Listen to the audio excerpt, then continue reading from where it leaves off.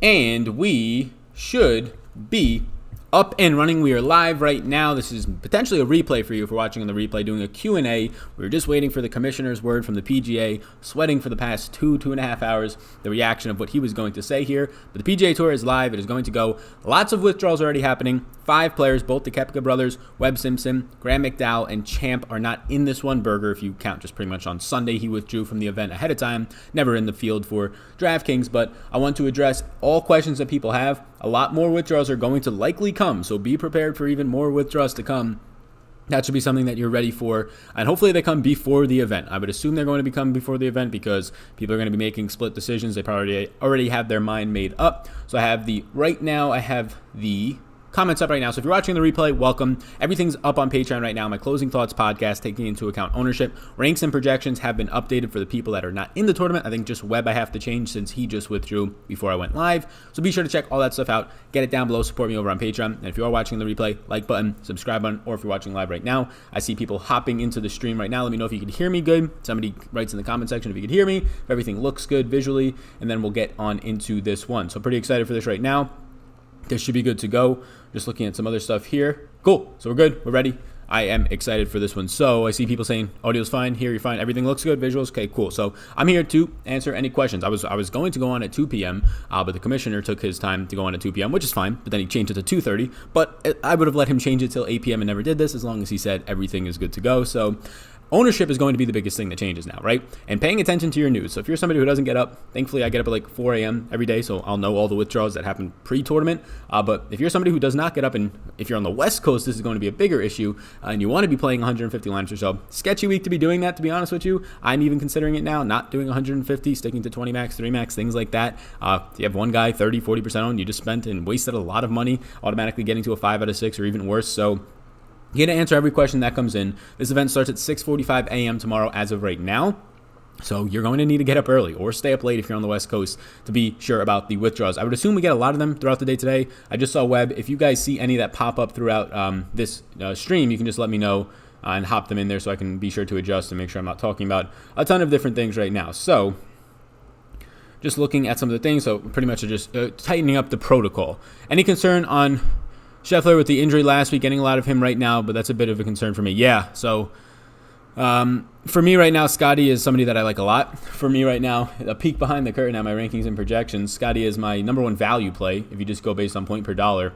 He's my number one play, so I'm going to have a lot of him. If we don't get any news before the fact, I was reading a little bit up on it. It was more of a precautious thing, has nothing to do with COVID. He's all good to go. He was asked in an interview on how he's feeling. He said 100%. So I'm all fine on him. I'm approaching it that he's 100% unless noted otherwise. So yeah, I'm going to be going full on with him right now, and I'm getting a lot of him. Have to just figure out if I want to actually go 20 max, but I assume Scotty will be in a lot of my my higher stakes lineups.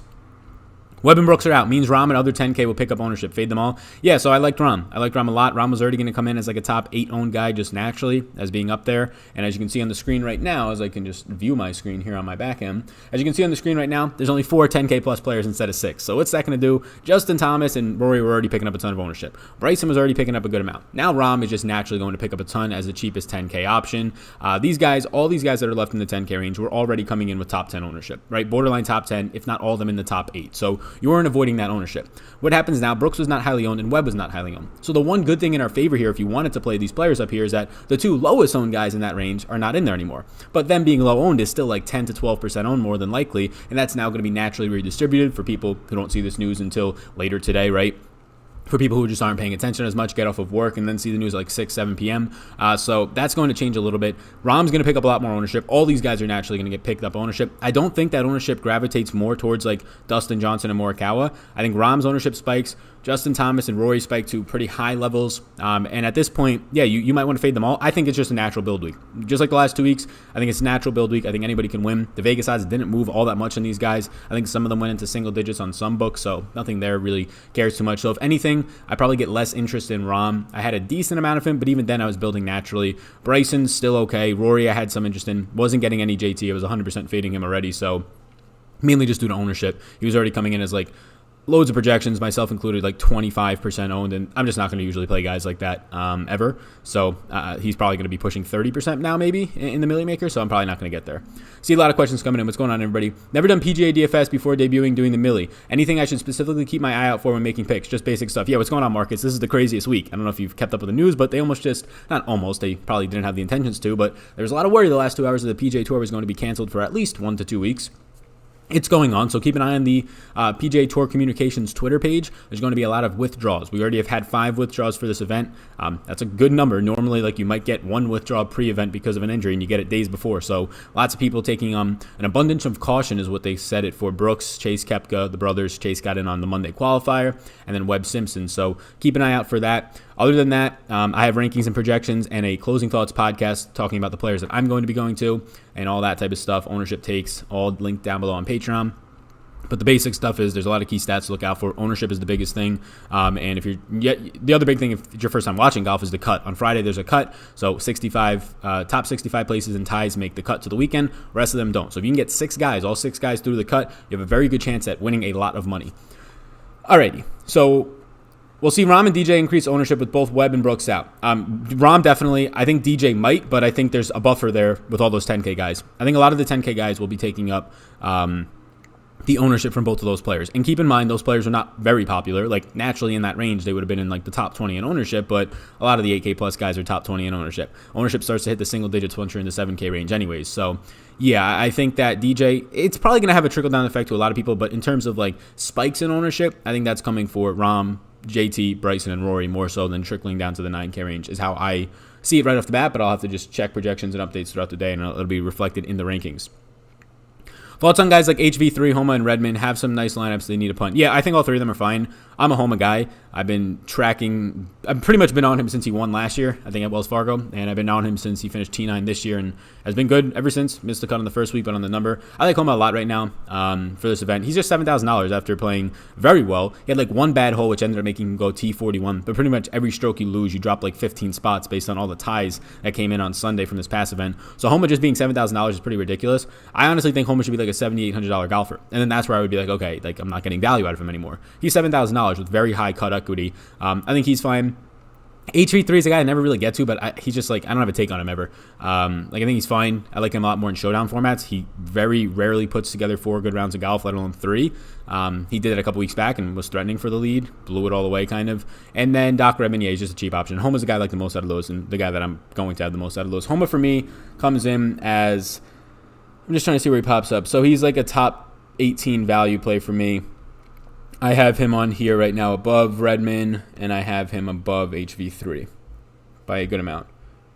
I have him projected for 54.3 points, which median projections for golf, like, you try not to take placing into account, right? Because it's very hard to know what the cut line is going to be and all that stuff. So you just try and take the pure scoring in. You can try and somewhat put placing into effect, but if you mess around with full-on placing and just saying, this guy is I'm projecting this guy to win the tournament, this guy to finish T7, it starts to get really messed up. So I really try not to project too much of the placing. I try and project like in a range of the placing so that like your 150s, if you're max entering, aren't all over the place. So for Steve's question, at least through those 3, that got me on a tangent. Would you get Homa and Carlos or Carlos Ortiz and get 4 8K plus single entry? Homa and Carlos Ortiz and 4 8K plus. Yeah, I think that's fine. I would also say don't just automatically like want to go back to Carlos Ortiz. I know that he did very well last week. He was 14 under at one point. He was great for us. He was one of the value 6K guys that I seem to be always on. But he's up to $6,800 now. And there's a lot of guys in that range that I do have interest in, right? And one of them is Matthew Naismith at $6,600. So, but ownership doesn't matter when it comes to those guys. Like maybe Naismith's like 6% owned, so and you get a little bit worried as like your value play being chalky, but that's not even really chalky. But yeah, I think like in that 6K range, Redmond, Vegas, you mentioned Ortiz, and then yeah, Naismith's somebody that I like a lot. And if you want to go down even more, I think that Vaughn Taylor is good. In that like 6,400 and below range, there are some names. So pull up this sheet right now. There are some names I like here, and the guys. So Lanto, I'm just a sucker for it. He went -4, so he missed the cut the last 2 weeks. He stunk on both Fridays, but he shot 4 under, -4, I say. What a simp. So he shot 4 under on Friday. He finally looked good for once. So Lanto at 6,300. I'm going to have him in my 150s. You probably shouldn't. I had him in a couple of the last 2 weeks. I had him in some higher stakes lineups, and they all made 5 out of 6 and were good. So somehow this guy's just ruined me from not completely falling apart. But Cameron Chingale at 6,300, I think is the best 6K play, right up there with Matthew Naismith on this entire slate. Now, if you all go and play him and he doesn't make the cut, he's a 6K guy. You have to know that going into this. If you want to make lineups touching the 6K range, Man, the man opened it up. I don't know if you could hear that. He's very excited the PGA Tour is back. But Cameron Tringale is a guy that I like a lot. Everything's clicking for him. He does look good. He's kind of had his miscut upside. I would say like missing the cut more often than he actually plays. If that's even possible, it's not. But that's kind of gone out the window a little bit. So he's been very consistent when he does play. I like him. He withdrew the other weekend, but he's all good to go. So this is if you want to touch the 6K range. I think that's a pretty nice spot to go. I don't think you have to play. Like, I would probably play Tringale or Naismith over Ortiz. If it leaves money on the table for you. Like, if you leave $500 on the table with Tringale, I'd rather have that lineup than spending all your money with Ortiz in it. Because at the end of the day, you're automatically becoming a more unique lineup, if not a unique lineup in itself, be having the only one like that. Who are your favorite punts? So Matthew Stewart asks the question. Those are your 6K range guys. I'll let you know right now. I'm not touching the 6K range a lot. The guys that I'm kind of mentioning I'm touching, Tom Hogue, he's fine as well. Like, Naismith, Lanto, Ortiz is fine, but he's priced up now to 6,800, so it kind of cuts off what you can do in that 8K range a little bit, especially the 9. Like, now you get off of a lot more Cal lineup, so I like. And now you're in that 8K range more so than you want to be if you go up to Ortiz instead of getting guys like Naismith and Tringale. But yeah, like, I'm not touching the 6K range all that much. I didn't the last 2 weeks. You didn't have to last week at all, and you had a ton of great lineups if you didn't touch the 6K range. It's almost hard not to this week because I might have mentioned it in the Patreon podcast this morning, or maybe it was on the YouTube video yesterday. But right now, if you're looking at, I'm trying to get my thoughts here. Right now, if you're just looking at how many players in the 6K range, it's insane. Like, we normally have like 20 more players in the 7K range and like 1 or 2 more players in the 8K range. So the 6K range right now, so like 7,500 and below is making up the far majority of this field, like the far majority of it. So that's harder not to just tap into that, but there's so much value in the upper 7s and 8K range. So those are some punt plays. Hopefully that helps. Better to go strictly 3 guys in the 9K range and 3 guys in the 7K range as opposed to one of the 10K guys this week.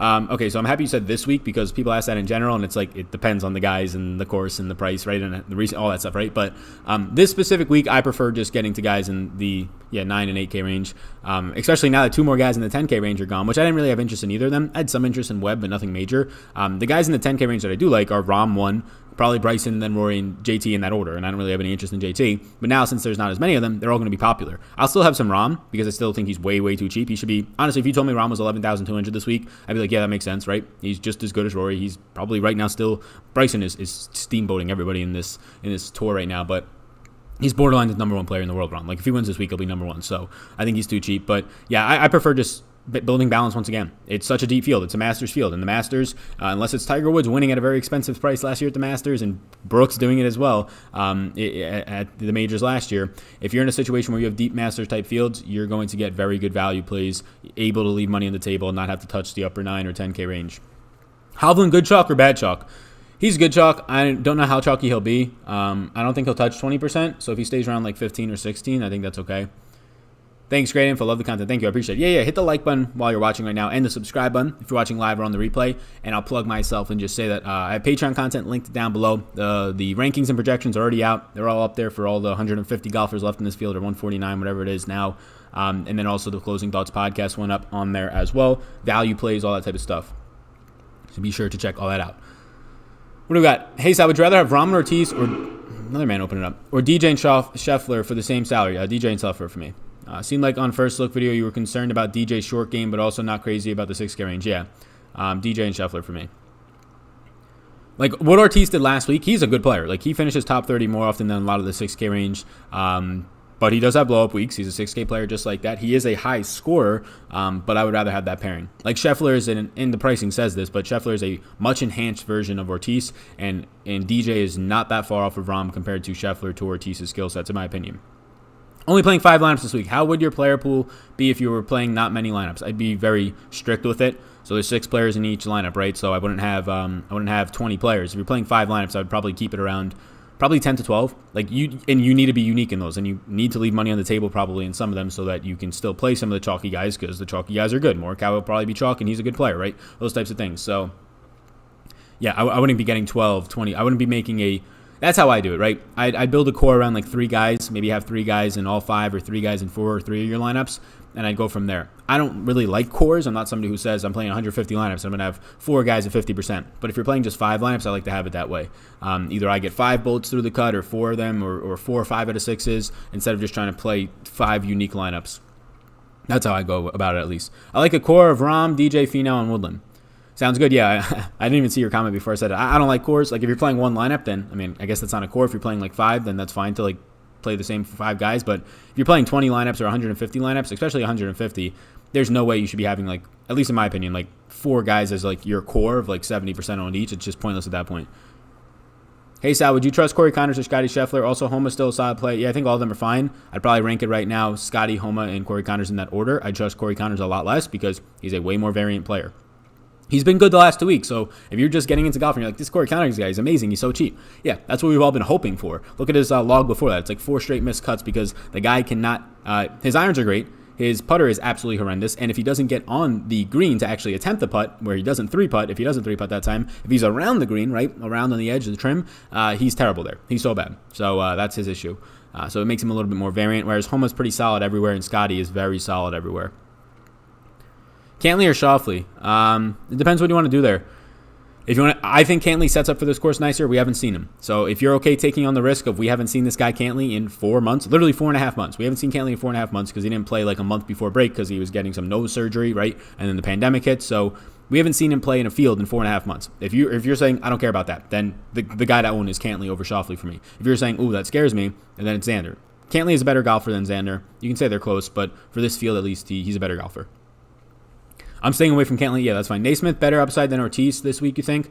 I don't know if he has better upside. I think they both have similar upsides. I think both of their upsides are like T10s, right? I don't think either of them wins this tournament, especially how loaded it is. Honestly, both their upsides might be closer to like a T20 bet. Probably wouldn't put a T10 on either of them.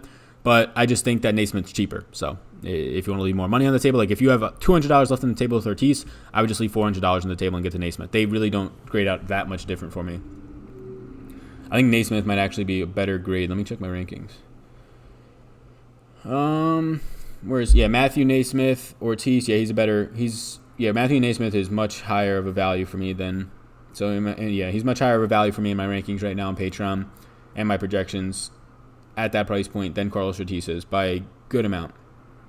I'm trying to find Ortiz. Ortiz is fine for the price point, but Naismith pops a little bit more. I only play a few lines, Sal, so I have a core. Yeah, that's fine. Like if you're playing 3 lineups and you want to play the same 4 guys in each of them, I think that's totally fine. How many lineups as players are you playing this week, Sal? Bubba, and how many of those? Bubba, I'm probably going to play 0% of Bubba. I don't expect to get any Bubba. I don't want him. So 0% Bubba. I was going to play 150, and then I was going to play my 20 max, 3 max, I don't know, like 180 lineups or something. Maybe a little bit less. If probably have some overlap from my 20 max and 150. But now with all these withdrawals coming out, I might not play the 150. And I really don't like playing the Millie Maker. I played it the first week, but I might just...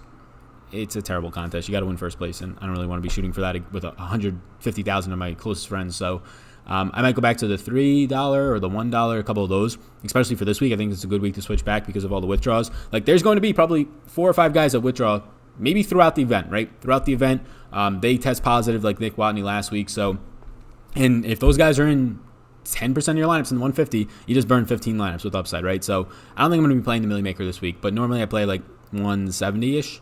160 depending on the overlap, but I'll have 0% Bubba. You man, I love your content. Thank you. I appreciate you. Do you like Tyler Duncan at all? No, not really. Can't put my finger on Xander. What you think? I think the price point is just a spot I don't want to get to it in this type of a field. I like Xander. I liked him 2 weeks ago when he popped off at a very similar price point. But I like DJ, who's trending right next to him. I like Morikawa. I like Cantley, who's above him. Not a ton, but yeah. Xander, I have nothing bad to say about. He's probably going to come in like 15% owned, and I'll probably just be below it. I can't have 15 to 20% of all the guys in that 9 and 8K range. And Xander, very similar to some other guys, is just going to be a casualty of that. Thoughts on Brian Harman? He's good. That's my thought. He's good. Like his price point is fair, $7,600. He grades out as like a top 15 value for me. Now value just means point per dollar, right? It doesn't mean he's, oh my God, he's a top 15 projected. No. He's not that good of a play. Like there's a bunch of other values in his price range that I have a little bit higher than him. But Harman's okay. Like what are you getting out of Harman? He's probably not winning this event. He's probably not finishing top 10. He'll make the cut pretty good, right? That's a good price point, 7,600. He'll probably make the cut. And then you're hoping for like a T30. T20 upside. But like if your upside is like other guys in that range that have win upside are like Scotty or guys like Hovland, right? They have win upside. Harman has one, but he's not a guy that I look to and I'm like, okay, yep, this guy's ceiling in this event is definitely there. Will Justin Rose be chalky? Probably not. Actually, Rose's ownership might pick up a little bit with all these 10K guys dropping, but probably not. Doc Redman's on fire. Yeah, I mean, I guess he's okay. Favorite values for cash games? I do not play cash games, so I got no values for you. I have my rankings and projections. I guess I have a ton of values. I have 150. My rankings and projections are on Patreon, link down below.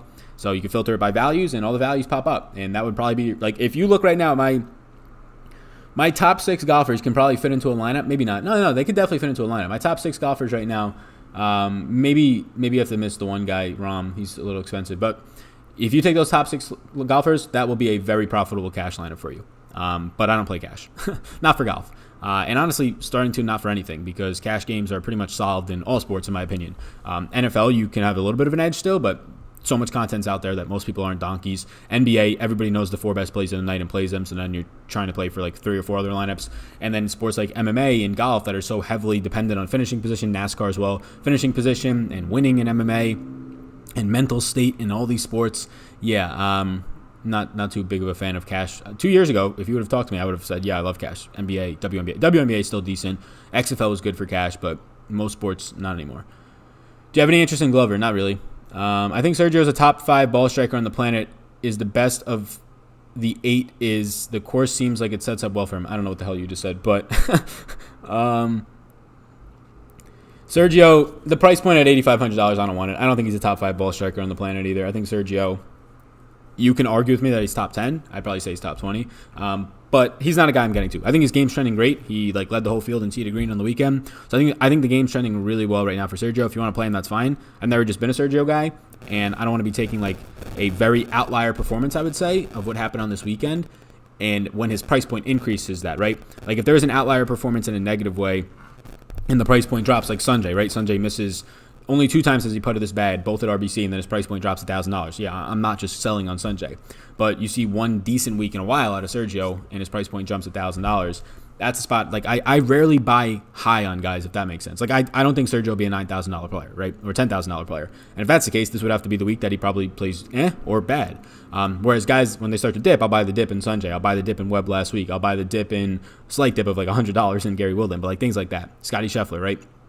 He was like $9,000 or close to that $8,500 the first week. Then he WDs, and then he's now in the 7K range. Crazy. Favorite pivots off of Webb. I didn't really have much interest in Webb anyways, so, I mean, I'd probably just build balance and get out of the 10K range. Otherwise, Rom.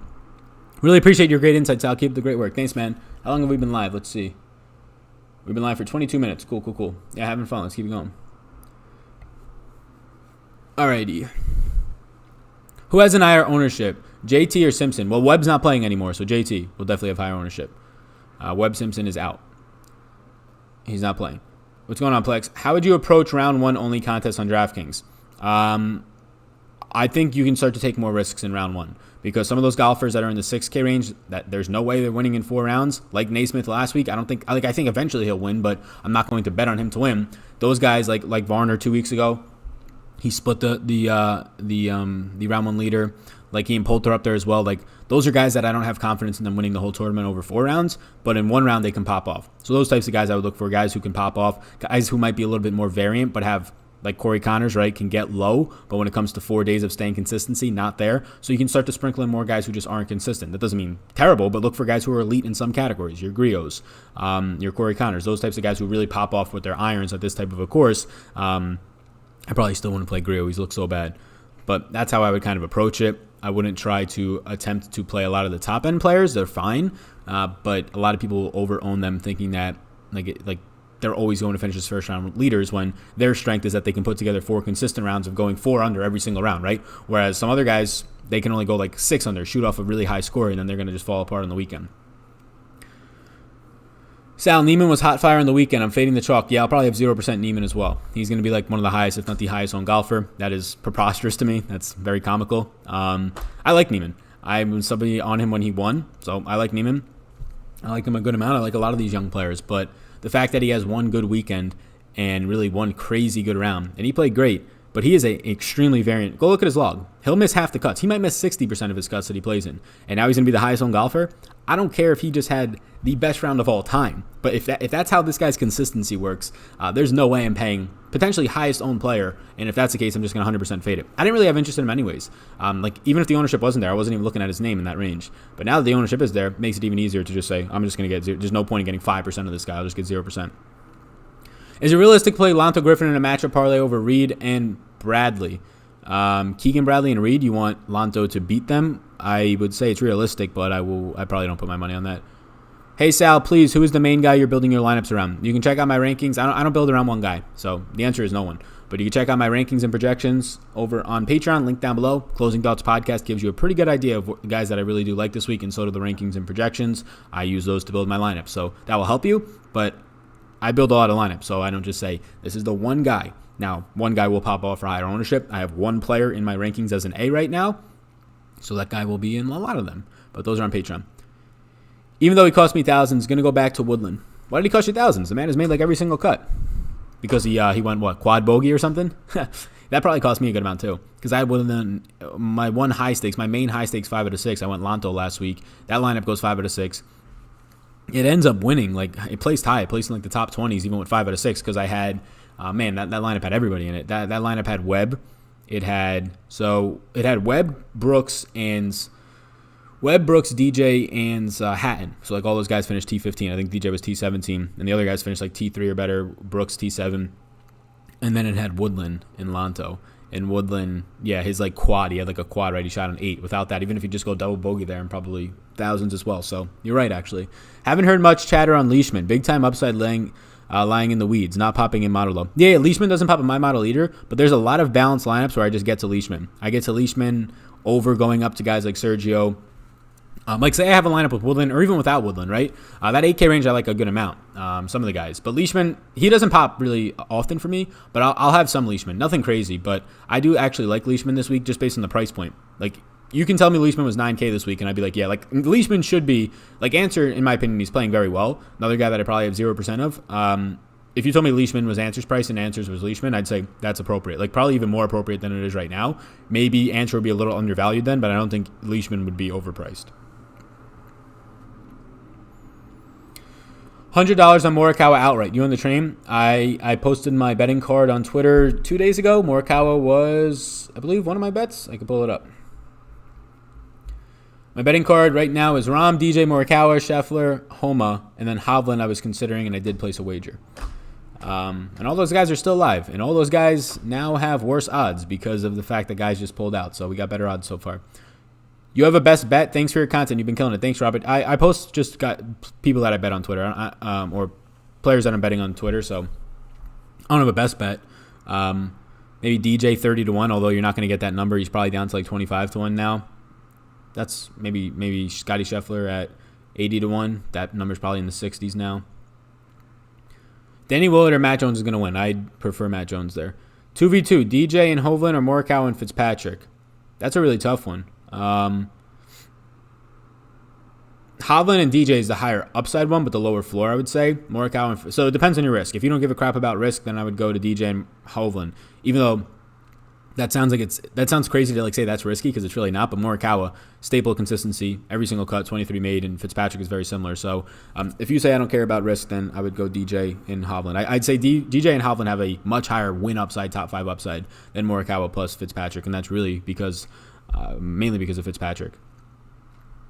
How much Martin Trainer are you getting? 0%. Hi, Sal. Hovland, Finau, or DJ and Homa? Probably DJ and Homa.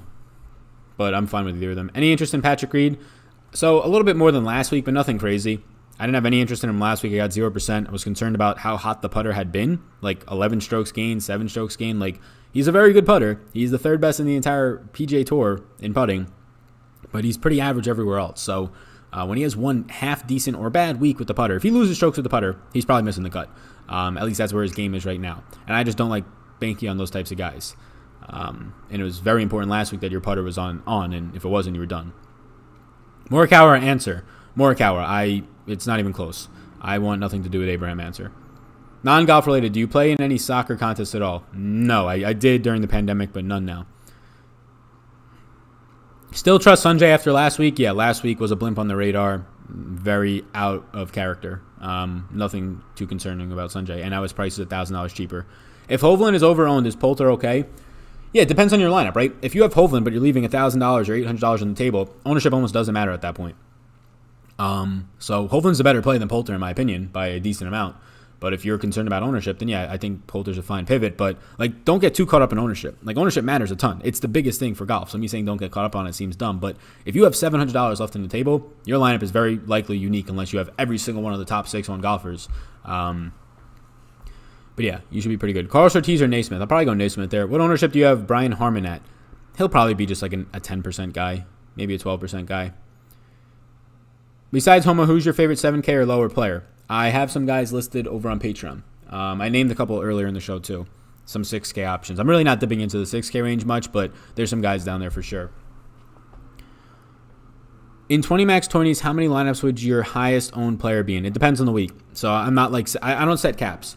I don't put like, don't get me more than 50% of this guy, right? So I just go based off of my projections and player pools. So I'll build a pool. I won't just like let it go through every single player. I'll X out players, I'll check players, but it depends on the week. Some weeks, if the guy's 70% owned, I'm fine with that. Some weeks, if nobody crosses over 30, 40%, I'm fine with that. Take Rahm out for Xander to leave $600 on the table. I figured they're so close, I might as well go with the cheaper option to be more unique. Yeah, if you think you have a chalky lineup, taking Rahm out to go to Xander or Dustin or Cantley, I think it's fine. Nothing against that. I prefer to leave money on the table. I have been running $49,900 max salary. So I definitely prefer it. I have no lineups. The last 2 weeks, I had no lineup spending the full salary cap. I think Snedeker will be low owned. Worth taking a shot on him. You can. I have no strong take on Snedeker. Would you take Xander or Cantley at a plus 100 against Rose? Probably neither. I don't think that's a good enough bet. The plus 100, I don't really like. I guess you can go Xander there. Or I don't really like the bet. So Webb is out. Who do you go to? Webb is out. I really didn't have interest in him anyways, so it doesn't change much for me. It probably makes Rahm a little bit more higher owned, which then makes me evaluate some of my total ownership on some of my lineups and maybe pull him out of some of those lineups. Cantley or Im? Sanjay. Hovland it is. Get it. Should I take DJ over Rahm and avoid the 6K range? Probably. If you're playing like one lineup, I would. The past 2 weeks avoiding the 10K players has gone great. Yeah, because this is like a major field. Right? It's a major field. So the guys that are right now in the 9 and 8K range are usually 10K players. Do not be mistaken. In every usual event in these types of fields, if it's not a Masters, US Open, an Open, a Players Championship, right? PGA Championship. If it's not one of those events, guys like Dustin, Morikawa, Rose, Xander, Cantley, Paul Casey, probably not, but Sanjay, right? Patrick Reed, Tony Finau, Gary Woodland, like those types of guys. That's 10 players right there I just named that are normally like $9,500 to the most expensive player in the field when it's not a loaded field. So don't be like mistaken to think that like the 9 and 8K range guys are not as good as the guys above them. They're maybe not ranked as high as Rory and Rahm and JT and Bryson, those mega elites right now, but they're not that far off. And they're nowhere near as far off as those guys' price points indicate, in my opinion, for guys like Gary Woodland to be $8,300 and Rory to be $11,200. Like a $3,000 difference between those two players is a very far difference, in my opinion. Palmer, Horschel, probably Horschel there. How long we been on? Probably going to wrap this up soon. We've been on for 32 minutes, probably going to go for a couple more minutes and then be done. So be sure to hit the like button, hit the subscribe button, go sign up for Patreon, support myself, only person here on this channel pumping out the content, and then also check out the NFL stuff. The NFL, the site is ready. The site is already up. People have already bought the draft guide. So if you want to check out the draft guide, you can. I'll actually pull it up because why not? Because I'm in control of this. So this is my site. It's loading, but you can get the draft guide right now. $10 through Monkey Knife Fight. They're sponsoring this. You get 100% deposit match. 137 people watching this. What's up, gang? But this is my site. You want to learn about some player profiles, you get all the rookie profiles, you get all the key stats, rankings, all that. Lots of stuff will be added. If you want to check that out, you can. Plug myself as much as I can. You know, pandemic times are hard. Thank God this PGA Tour went on. Finally gave me some normalcy in my schedule. Is Rahm going to have ownership spike? I would say so, yes. Or will people go to JT and Bryson? All of them will see ownership spikes. Rahm, probably the most significant because maybe Bryson as well. JT was already going to be like the highest owned guy in this field. On all projections, I was looking at JT and like Neiman are like the highest owned. I'll probably have 0% of both. Rahm and Bryson, they all probably see ownership spikes. Benny Ann or Louis? Man, I'll say Benny Ann, but I don't want either of those guys. Varner or Munoz? Probably Varner. Sal, thoughts on Woodland this week? I think he's fine. Been on him last 2 weeks and love how he's playing, but those holes he's getting is snow. Yeah, he shot a 7 and then an 8. Yeah, Woodland has a blow-up hole and it's been ruining people, but he's $8,300. Woodland is a $9,500 plus golfer. Woodland, if you told me he was $10,000, I'd say that's appropriate based on how this guy's playing. Has made pretty much every single cut. The past year, he is like in 80% of his fields. The last year, he's finished T15 or better. He's just a staple of consistency. So get ready for the missed cut. Shout out Sanjay last week. Another great Patreon podcast last week. Thank you, Devin. Thank you. Doc Redman or Matt Jones. I'll go Redman there. So you're not feeling Casey. I love Paul Casey. So Paul Casey and Patrick Cantlay set up so perfect for this course. They would be some of the highest owned players if they have just played. Cantlay hasn't played in 4.5 months. Casey hasn't played in 3 months to 3.5 months. So it depends on what your risk level is. For me right now to be playing Paul Casey over Sungjae Im in one lineup, I mean, ownership on Sungjae is going to be high, not so high on Casey, but that seems rough. Casey and Cantlay, their games set up better than almost anybody else at this course for this course. The problem is you haven't seen how they played. So if you think that the trend continues of the Hattons coming off cold and doing well, then you're in luck. But I can also say, well, Hideki was in the Cantlay spot last week for the price point, and he stunk. How'd that get for you? But I think Cantlay is a better golfer by far than Hideki. So I think Cantlay and Casey I have pieces of. I have a little bit more Cantlay right now, but it's by like a fraction. Sergio, sneaky or stinky? I don't really have any. I know a lot of people like him, but not for me. Do you personally play golf? I was a turf science major for the first 2 years. I'm terrible at golf. So, no, I don't play. I wish I did. I wish I spent more time on it during high school, but I just don't. I would like to. I'd really like to play golf and go on golf trips, but if anybody knows a quick way to get good at golf, not even good, just to literally drive the ball in the air. I go to the driving range. It's line drives or ground balls. Terrible. Neiman looks like such a great fit here. His ownership is going to be so high, though. Yeah, I'll have 0% of Neiman. I'm not playing a guy who misses the cut 60% of the time. When he's the highest owned golfer in the field. I'm just not doing it. Like he does look good here. His game matches up, but so does so many guys below him and so many guys above him that are going to be like 5 to 10% owned compared to 20 to 25% owned. Rom or Rose? I'll go Rom. Do you still get up at 4 a.m. during quarantine? Don't lie. Yeah, I get up at 4 a.m. every single day. I got up at my alarm went off at 3:45. I got up at 4 a.m. today. I don't lie. I get up at 4 a.m. every single day. I go to bed by 10. Get my 6 hours of sleep in. Get my run in. Get my coffee in. And work harder than anybody else.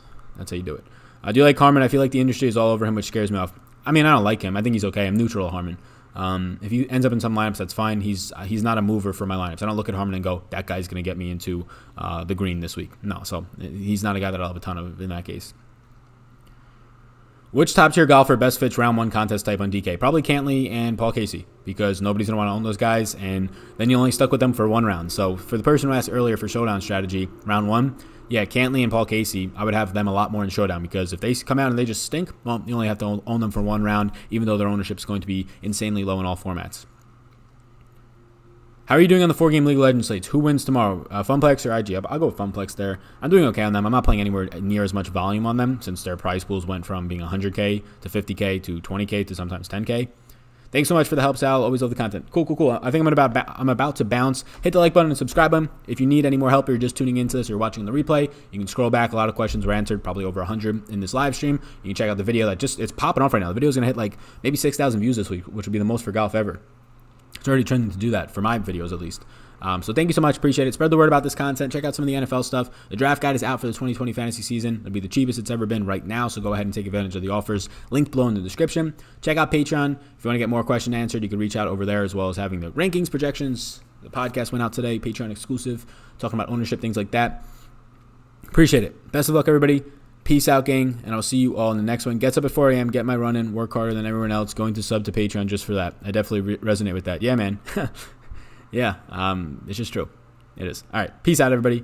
Have a great rest of your day. See you in the next one. Should put a little end screen on this, make it official. People can subscribe. Look at that. I'll keep talking while the end screen's up so the people, when they're watching this in the replay, are like, what's going on here? Do I got another browser open right now? Nah, man. Just hit the like and subscribe button. I should do this every single time. Just hit the like, subscribe button, and then watch the fantasy football playlist that's going to pop up. Watch all 100 videos of that, buy all of my products, and become an ultra fan. Okay.